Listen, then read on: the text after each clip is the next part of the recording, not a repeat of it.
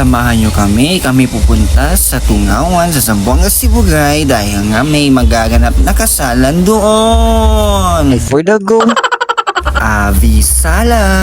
At ito na nga mga kabisala, papunta na nga kami sa Tungawan. Dahil nga ay 10 AM ang kasal. At ilang sandali ay nandito na kami sa simbahan. Dahil nga ay 10 AM nga ang kasal. Mahirap na kapag kami ay malate, no? Ay for the go. Kaya sinabi ko sa kanila kung tayo malilate para tayong may VIP. At ito na nga mga kabisala, ito nga yung church nila. At pagdating namin dito ay ready na nga mga entourage. Shoutout nga pala sa ninong ito. Mahirap na kapag malate ang ninong, no? Ay for the go. Ito palang auntie namin na ikakasal. At dito nga si ate nagugulahan na. Dahil nga hindi niya alam kung sinong mauuna. At iba naman ito si Agay. Siya pala ang ring bearer ni na auntie. At ilang sandali ay nagsimula na nga. Mahirap na kapag itatagal pa natin at hindi pa na magsisimula, no? Ay for the go. Look into my eyes, look into my eyes. Doesn't matter if they're blue, green, brown, they flash like fire. Colors of the earth, colors of the earth.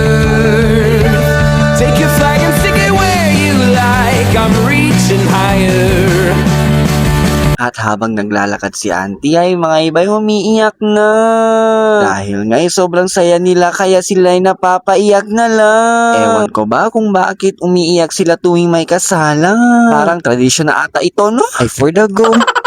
Oh darling, and if you think the planet's grip can hold me back, I am a rocket, there's no way you can stop me if you try. I never felt so free as I do right now, no way that At ilang sandali ay natapos na nga ang kasal. At dito na nga ay nagpipictorial na nga sila. Kasama ng mga ninong, bridesmaid, groomsmen, flower boys at iba pa. Ay hirap na kapag hindi magpictorial, no? Ay hindi pwede yan. Ay for the go. never coming down. I'm on my way to leave the atmosphere. It's all coming clear. Say your au revoir. Shoutout nga pala sa mga groomsmen pogi, no? Ay for the go. Baby, I was made for the stars. Listen to my voice, listen to my voice. Na hindi ko inaasahan na ito pala sila ay kumukuha ng bayabang. At after ng kasalan, ito nga chibugan na. Dahil nga kami ay sobrang gutom na. Shoutout nga pala dito sa bagong kasal natin na 4 ang lechon, no? Ay for the go. So hanggang dito ba tayo mga kabisa? See you on my next vlog. Don't forget to follow, like, and share. Bye-bye! Coming at you like a lion's roar.